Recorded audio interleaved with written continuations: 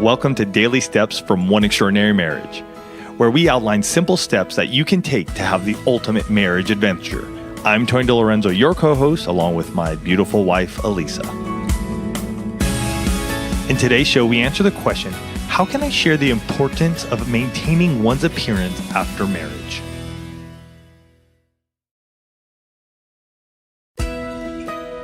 We hear this question a lot. And I'm assuming this is all about grooming, just general Physical. So this specifically in the message that we received specifically referred to weight gain after marriage, primarily.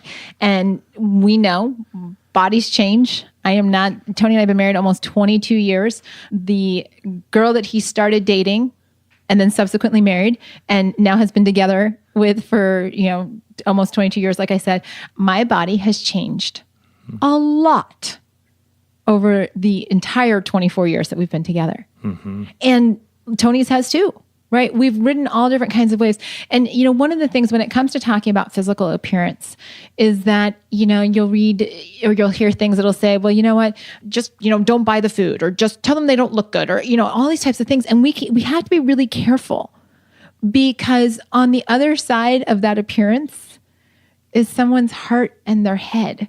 Mm-hmm. Right? And their feelings. There's a reason, or there can be multiple reasons why someone's appearance changes after marriage, right? With things that might be going on at work, stress related, health related, relational situations. I mean, we know a friend of ours who's going through a divorce. And I think she, like in the first couple of months after the divorce, lost something like 20, 30 pounds. Medical conditions, cause all of these changes, whether you're taking drugs for cancer treatment and it's changing how you look or the hair that you have or all of these different, there are all of these things, some in our control, some not in our control. Mm-hmm.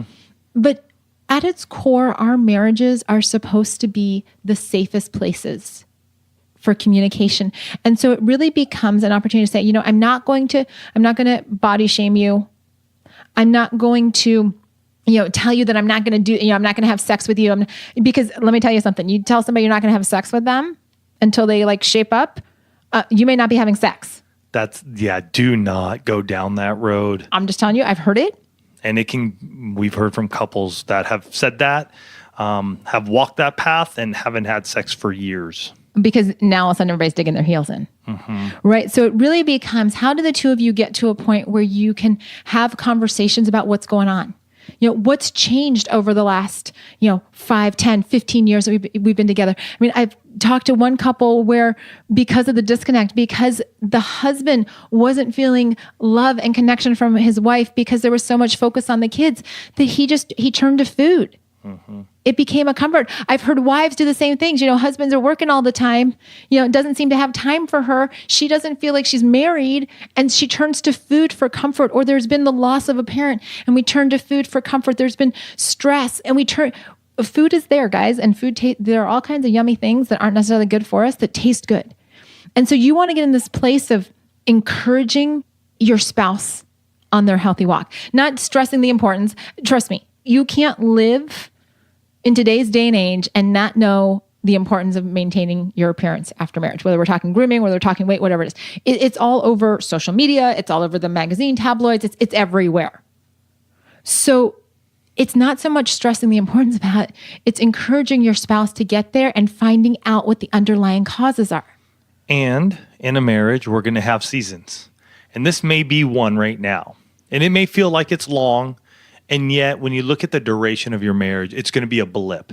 Both Elisa and I have gone through this in our own lives at certain times, both with unhealthy eating, gaining weight, getting physically fit again, then not being physically fit, not eating properly again. So it ebbs and it flows. I think the underlying and the core issue here, like Elisa said, there's a heart and there's a head. There's something going on that is honestly for your spouse, there's a disconnect somewhere and it doesn't just get taken care of just by a snap of a finger as much as we would love it to.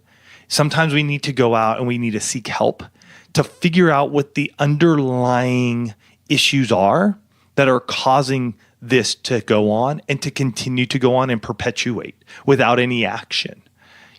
So if that's you, if that's your spouse, you're looking at like this going, man, we need some help. We need that third party in here to give us some suggestions, to give us an outside look at what's going on, and better to understand how we can be intentional and take action. So check out Coaching with Elisa, and you can do that at oneextraordinarymarriage.com/coaching.